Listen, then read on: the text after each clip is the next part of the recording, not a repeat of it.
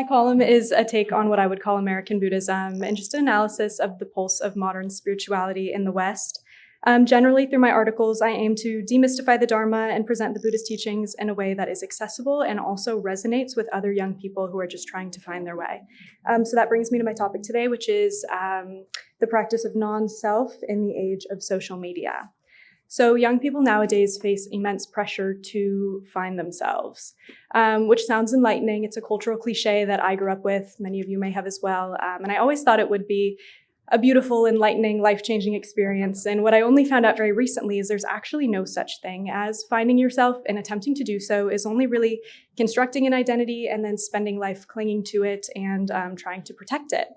And I know this pressure to find yourself isn't new, but I do think social media adds a lot of pressure, and it's especially amplified to a degree that I think is now dangerous for the mental health and well-being for young people who are online.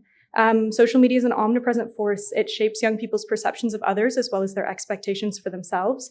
And kids nowadays, starting from a very young age, are curating ideal versions of themselves online, stemming from comparison and feelings of inadequacy. And this is intensified by a desire for validation, which online comes in the form of likes, comments, shares, follows, so on and so forth.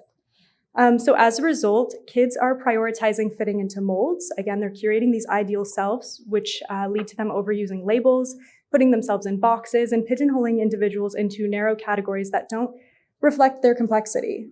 This makes us as young people afraid to grow in ways that don't reflect the identities that we've built. So just to talk about my experience a little bit, when I started college in the fall of 2019, I was convinced that I would find myself.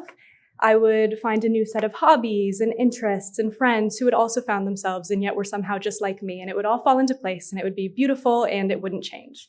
I'd seen it happen, or I thought I had seen it happen to so many others through social media. I was seeing that happen to others and I was comparing myself, and it kind of became an expectation. I thought that, that reality was happening for others, so it would happen for me as well. And earnestly, I also wanted to be able to share that with people in my life and put that on social media. And, people from high school logging into Instagram and going, wow, Kassidy looks like she really found herself, was what I wanted. And naturally, obviously, things didn't fall into place the way that I wanted them to, and reality didn't match the version of myself and the life that I had curated in my head. And as a result, I felt really lost and insecure, and transitioning to college just became that much harder.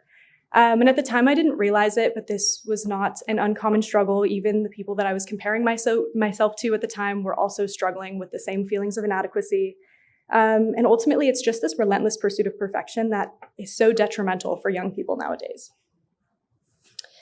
So this is where my introduction to Buddhism has helped me tremendously. In the West, often when we say ego, we're talking about arrogance, but the Buddhist perspective is a perceived sense of self that's developed throughout life. This separate self is a mental construct which leads us to attach heavily to our identities, and ultimately those identities are illusory. So before I was able to really grasp non-self, I first had to come to terms with impermanence and understand that all things, including aspects of myself and those around me, are constantly changing. So if all things are impermanent, then there's nothing worth trying to grasp or hold on to, especially not my ideas of who I am or who I want to be. The Buddha actually taught that one of the most damaging attachments one can have is to the ego, or the self as a permanent, separate entity. But detaching is hard, especially in the modern world. We often define ourselves through roles, interests, labels, and begin to feel like they define us. So naturally, we panic at the idea of potentially losing them. Whenever I introduce this subject to people my age, usually those who have never heard of non-self before, I always begin by asking them, tell me about yourself. And usually I receive just a list of attachments, which is really interesting. And although it's a hard question to answer that in a way that's completely devoid of attachment, I've always thought that was a really interesting way to open the dialogue. So now let's return to social media. Platforms thrive on attachment to identity. They train us to measure our worth in likes, comments, shares, etc. And that validation can become quite addictive. Each interaction becomes a reflection of our perceived self-worth, which trains users to equate identity with digital approval.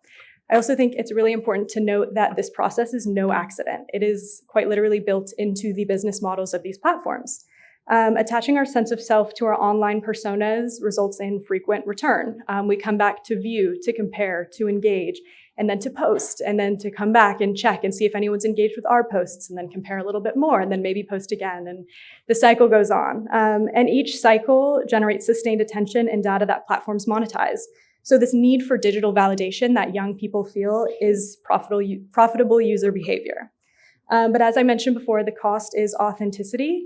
Once again, young people are not giving themselves room to grow and change. And instead, we're performing identities that we think others will approve of.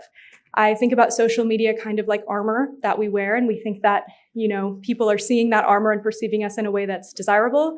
But in reality, it's really just a barrier to true connection and vulnerability. So how do we loosen this grasp? Obviously, the practice of non-self offers a way. I think it's not just important, and I don't just recommend the practice of non-self for young people in the age of social media, but I think it's absolutely essential. And in my life, I will do everything I can to give this talk to everyone I can, every young person who I feel may be able to benefit from it. And I think in doing that, in beginning to understand non-self, then we can begin to practice and let go of our ideas of who we are and who we think we need to defend online and then live up to in the real world, and let go of our attachments to our sense of self. And it's only when I began to let go of my labels and attachments that I thought gave me my worth was when I actually uncovered my true worth and my potential as a person.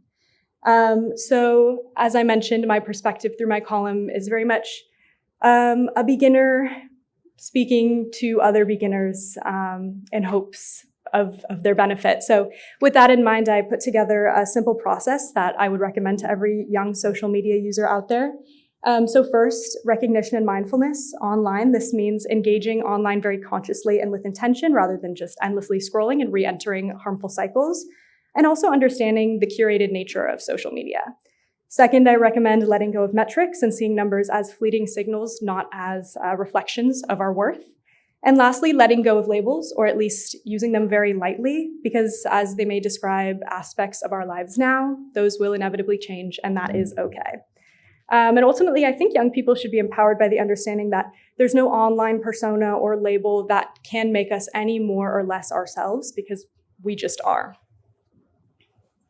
So a little reflection. In my third year of college, after about 2 years of trying and failing to be this picture-perfect and unchanging version of myself, I was introduced to non-self through a self-help book on mindfulness. The chapter on non-self was only about 3 pages, but I reread it probably like 50 times in one day. And I immediately realized how much of my own suffering I had been creating. And it kind of felt like a weight was lifted off my shoulders. And a few weeks later, I led a discussion on non-self in the college group that I mentioned earlier. And there was about 50 of us in the room, some of us strangers, and we really bonded over those feelings of comparison and feelings of inadequacy. And that was when I realized that people who I thought were so cool and so truly themselves were also having that same experience as me. And it was really powerful, and it was a really just powerful moment of connection and bonding that never could have happened had all of our social media shields been up.